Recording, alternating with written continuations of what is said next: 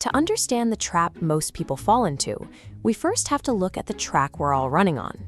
Americans collectively owe $1.8 trillion in auto loan debt. This chart shows how that specific mountain of debt has actually edged past total student loans, making car payments the single defining financial burden of American life. Down on the individual level, that translates to a massive weight strapped to the average person's back. We're talking about an $800 a month anchor, dragged around for nearly 6 years, just to drive a standard everyday vehicle. Eventually, two people will cross the exact same finish line. The month their car loan balance finally hits zero, the lender backs off, the title arrives in the mail, and that heavy recurring expense vanishes. The immediate effect is entirely measurable. A study published by the National Academy of Sciences found that eliminating a debt account improves cognitive performance and reduces anxiety by 11%. When that monthly obligation disappears, people actually regain mental bandwidth. The late-night arithmetic about checking account balances just stops. But that relief creates an immediate vulnerability. Nobel Prize-winning economist Richard Thaler demonstrated a concept called mental accounting, showing how we treat money differently based on what mental bucket it lands in.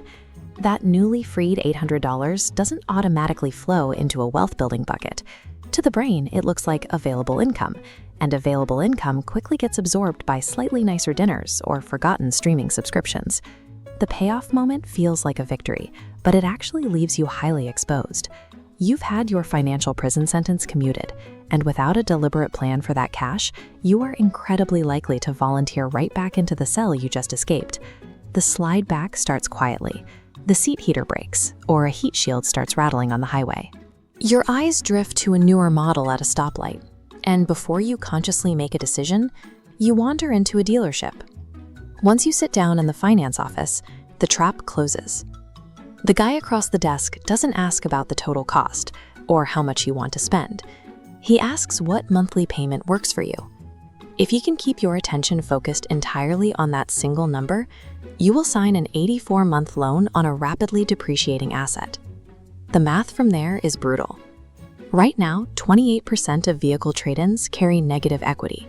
The owner owed more than the car was worth and legally rolled that gap into the new loan. They take their old car's debt and stack it directly on top of the new one, driving their monthly payment well over $900. The entire automotive retail system is engineered around this exact behavioral loop. It operates like a perfectly designed Venus flytrap, ensuring that a consumer's financial breathing room only lasts for about the length of a single oil change before the debt cycle resets. But our second person takes a completely different path. Instead of going back to the dealership, they set up a system that automatically intercepts their money. The same day the car payment used to leave their checking account, a transfer automates that exact payment amount directly into an investment portfolio. We can model exactly what happens when you redirect that $700 a month into the stock market by putting it into a broad index fund that tracks the S&P 500, which has historically returned around 10% annually over the long term. That cash transforms from a depreciating liability into compounding capital. This area chart shows the mathematical reality of that decision. After 10 years of consistent $700 monthly deposits, you have contributed $84,000 of your own money. The expanding layer on top represents the market growth, which has added another $59,000 to your balance. Pay close attention to year 8. This is the crossover point. By keeping your money invested past this mark, the market officially begins depositing more cash into your account every single year than you do. Fast forward to year 30, and the final disparity is staggering. You contributed $252,000 out of pocket. The market generated $1.33 million in pure wealth on top of it. And there is a secondary financial lever hiding here. When you carry an auto loan, the bank forces you to carry full coverage insurance to protect their collateral.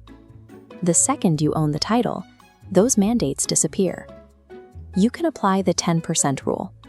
If your annual comprehensive and collision premiums cost more than 10% of the car's current market value, drop the collision. Keep the cheap comprehensive coverage for theft and weather, and you instantly free up another $100 to $200 a month to add to your investments. That massive $1.58 million ending balance isn't a salary. You didn't work extra hours to earn that final million. You simply made a single automated decision to redirect cash you were already used to spending, and then you refused to interrupt it. If you put these two people next to each other in traffic 20 years later, the contrast is completely invisible to the outside world. One is driving a brand new $75,000 truck. The other is still commuting in a standard 13-year-old sedan. Society automatically assumes the person in the new truck is the successful one. We let the vehicle act as a billboard for their finances. But behind the wheel, that massive monthly obligation requires a massive monthly income, effectively chaining that driver to their current job, no matter how toxic it gets. The data backs this up. Researcher Thomas Stanley found that 86% of luxury vehicles are driven by people who are not millionaires. Meanwhile, over 60% of households earning more than $250,000 a year drive standard Fords, Hondas, and Toyotas. True financial freedom doesn't have a shiny grille you can show off. It looks like the quiet ability to quit a stressful career. It is the capacity to take 3 months off between jobs without a panic attack, or to look an employer in the eye and say no, because you actually have the cash reserves to back it up. When your loan finally hits zero, do not throw a party. Keep the reliable older car. Go into your banking app before the week is out and automate that exact payment amount into an investment account. Let everyone else finance the appearance of wealth while you quietly purchase actual freedom.